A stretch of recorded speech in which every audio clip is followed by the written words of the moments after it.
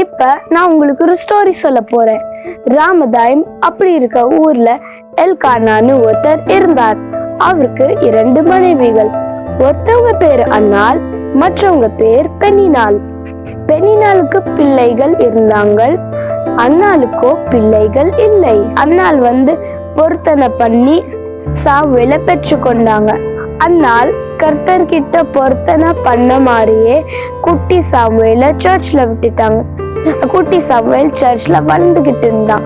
ஒரு நாள் சாமுவேல் அவ படுத்திருக்கும் போது சாமுவேல்னு ஒரு சத்தம் வந்துச்சு. ஏலி தாத்தா கூப்பிட்டுட்டான்னு நினைச்சு அவ போய் ஏலி தாத்தா கிட்ட கேட்டான், நீங்க கூப்பிட்டீங்களா அப்படின்னு கேக்குறான். இல்ல, ஏலி தாத்தா சொல்றார், நான் உன்னைய கூப்பிடல அப்படின்னு சொல்ற. 3 தடவை கூப்பிட்டுட்டாரு. பட் சாமுவேல் யார் கூப்பிட்டாங்கன்னு தெரியல. சோ திருப்பியும் ஏலி தாத்தா கிட்ட கேட்டுக்கிட்டே இருக்காங்க.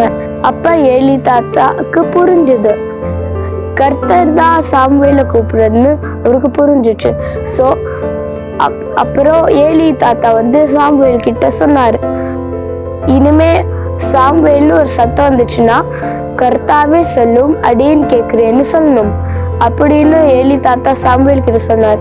அப்புறம் சாமுவேல் போய் படுக்கும் போது திருப்பியும் சாமுவேல்னு கூப்பிட்டாரு.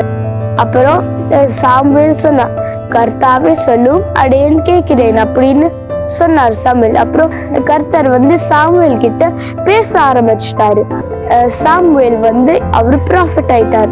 ஸோ ஃப்ரெண்ட்ஸ், கர்த்தர் சாமுவேல் கிட்ட பேசின மாதிரி கர்த்தர் நம்ம கிட்டயும் பேசுவாரு. இப்ப நம்ம ஜெபிக்கலாமா?